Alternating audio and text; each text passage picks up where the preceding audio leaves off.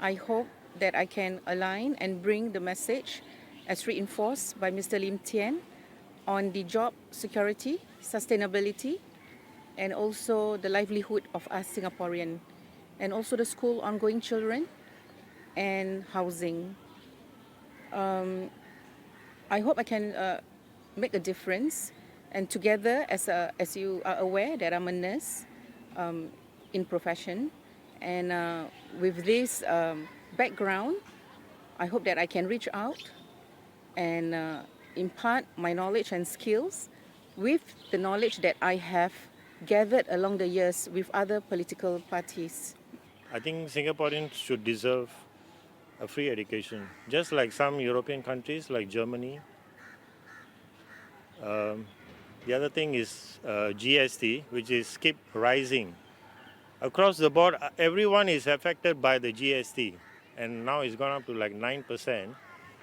So these are one of the issues that we want to bring up in Parliament and hopefully bring it down to 5%.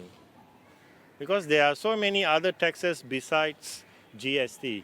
So these are some of the issues we want to, the basic needs, cost of living, free education, healthcare, lower healthcare, and then let people use their MediSave to pay for their medical costs, even up to like outpatient. Why not? I mean, anyway, it's our own money, right?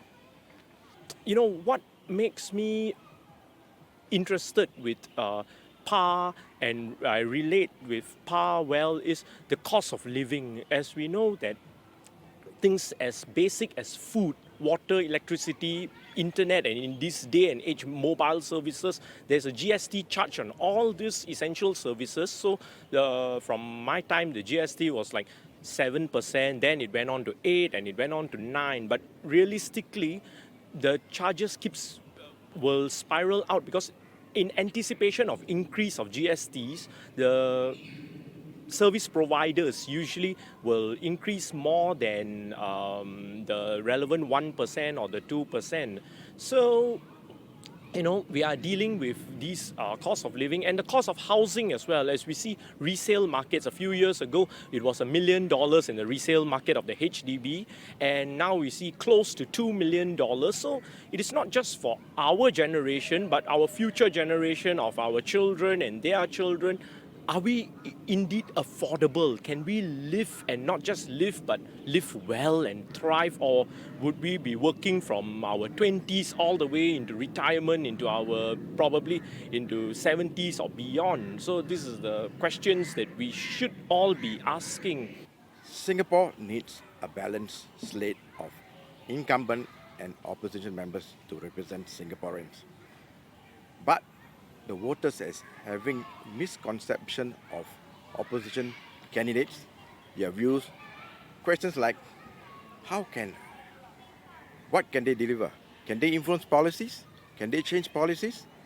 Or new policies can be driven out by them? What about town council's issues?